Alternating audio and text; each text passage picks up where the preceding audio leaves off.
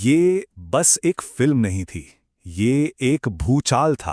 एक ऐसी कहानी जिसने पूरे देश को दो हिस्सों में बांट दिया। सिनेमा घरों से लेकर संसद तक एक ऐसी बहस शुरू हुई जो आज तक शांत नहीं हुई है। ये कहानी है धुरंधर की। तो सवाल ये नहीं कि फिल्म इतनी बड़ी हिट कैसे हुई, असली सवाल तो ये है कि एक फिल्म एक कल्चरल वॉर जोन में कैसे बदल गई। चलिए इस पूरी कहानी की परतें खोलते हैं। तो देखिए, हर कहानी की एक शुरुआत होती है और धुरंधर की शुरुआत हुई एक ऐसी कामयाबी से जिसकी शायद किसी ने उम्मीद भी नहीं की थी। ये सिर्फ एक फिल्म नहीं थी, ये अपने आप में एक इवेंट बन गई थी। सोचिए, रिलीज से पहले ही सिर्फ पेड प्रीव्यूज से फिल्म ने 43 करोड़ रुपए कमा लिए। ये कोई धीमी शुरुआत नहीं थी, ये तो बॉक्स ऑफिस पर एक ऐलान था कि एक नया बादशाह आ चुका है। और इसके बाद जो हुआ वो तो इतिहास है। दुनिया भर में 850 करोड़ से भी ज्यादा की कमाई।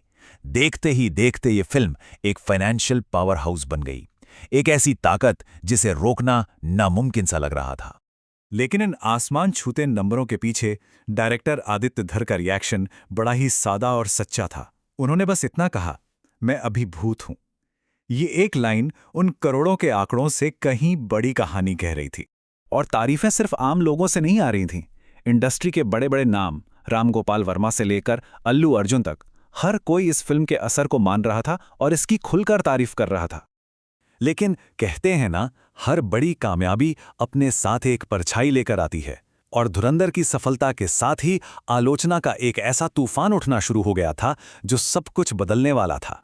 फिल्म पर आरोपों की जैसे बौछार हो गई। इसे एक खास आइडियोलॉजी का प्रोपेगेंडा कहा गया, इसे मुस्लिम विरोधी का टैग दिया गया। इल्जाम लगे कि ये फिल्म मुनाफे के लिए सच को तोड़ मरोड़ रही है और समाज में नफरत फैला रही है। और बहुत जल्द ये बहस फिल्म से कहीं आगे निकल गई। ये दो विचारधाराओं की सीधी टक्कर बन चुकी थी।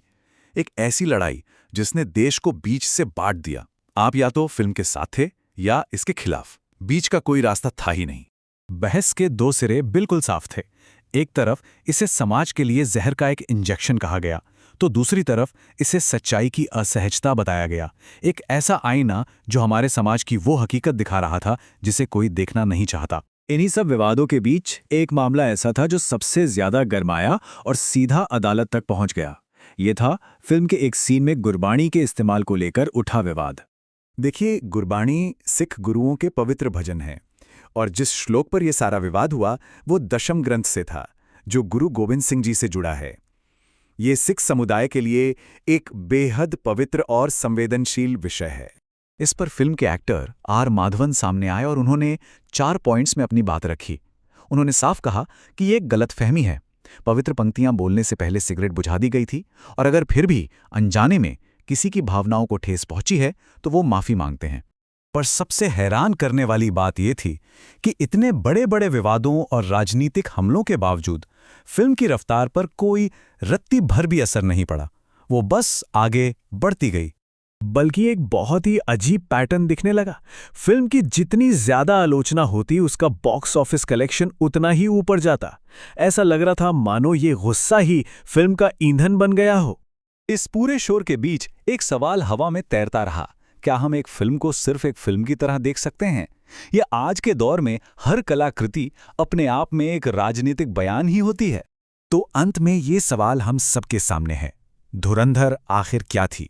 एक प्रोपेगेंडा फिल्म, देशभक्ति का एक जोरदार प्रदर्शन, या फिर हमारे आज के दौर का एक कड़वा और असुविधाजनक आईना? इसका फैसला शायद इतिहास करेगा और हम सब।